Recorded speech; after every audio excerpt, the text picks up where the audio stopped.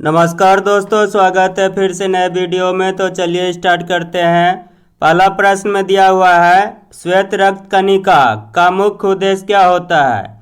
श्वेत रक्त कणिका का मुख्य उद्देश्य क्या होता है? तो इसका सही उत्तर है ऑप्शन नंबर बी, संक्रमण से निपटने के लिए। संक्रमण से निपटने के लिए। अब अगला प्रश्न में है, प्रश्न में दिया हुआ है ऑन्कोलॉजी। ऑन्कोलॉजी किसके उपचार से जुड़ा है? तो ऑन्कोलॉजी कैंसर के उपचार से जुड़ा हुआ है। किसके उपचार से जुड़ा हुआ है? कैंसर के।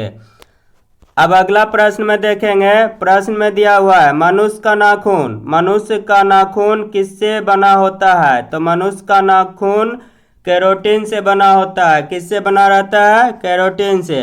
अब अगला प्रश्न में देखेंगे, प्रश्न में है पेंसिलिन का आविष्कार। पेंसिलिन का आविष्कार किसने किया? पेंसिलिन का आविष्कार किसने किया? तो पेंसिलिन का आविष्कार अलेक्जेंडर फ्लेमिंग ने किया। किसने किया? अलेक्जेंडर फ्लेमिंग ने। अब अगला प्रश्न में देखेंगे, प्रश्न में है पृथ्वी के अध्ययन को क्या कहा जाता है? पृथ्वी के अध्ययन को क्या कहा जाता है? तो इसका सही उत्तर है भूविज्ञान। तो इसका सही उत्तर है भूविज्ञान। अब अगला प्रश्न में देखेंगे, मानव शरीर की सबसे लंबी कोशिका कौन सी है? मानव शरीर की सबसे लंबी कोशिका कौन सी है? तो इसका सही उत्तर है तंत्रिका कोशिका। क्या है? तंत्रिका कोशिका। अब आगे प्रश्न में देखेंगे, प्रश्न में दिया हुआ है किस वैज्ञानिक ने बैटरी की खोज की? किस वैज्ञानिक ने बैटरी की खोज की? तो इसका सही उत्तर है वोल्टा। किसने किया था? वोल्टा ने। अब अगला प्रश्न में देखेंगे, प्रश्न में दिया हुआ है बर्फ का गलनांक केल्विन में कितने डिग्री होता है?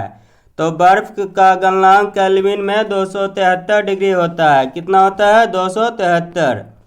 अब आगे प्रश्न में देखेंगे, प्रश्न में है चिकन पॉक्स। चिकन पॉक्स किस सूक्ष्म जीव से होता है? चिकन पॉक्स किस सूक्ष्म जीव से होता है? तो इसका सही उत्तर है विषाणु। क्या है? विषाणु।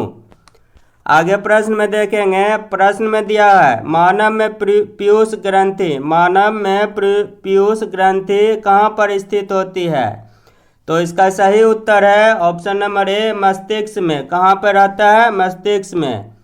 अब आगे प्रश्न में देखेंगे, पुरुषों के सेक्स को क्या कहा जाता है? पुरुषों के सेक्स को टेस्टोस्टेरोन कहा जाता है।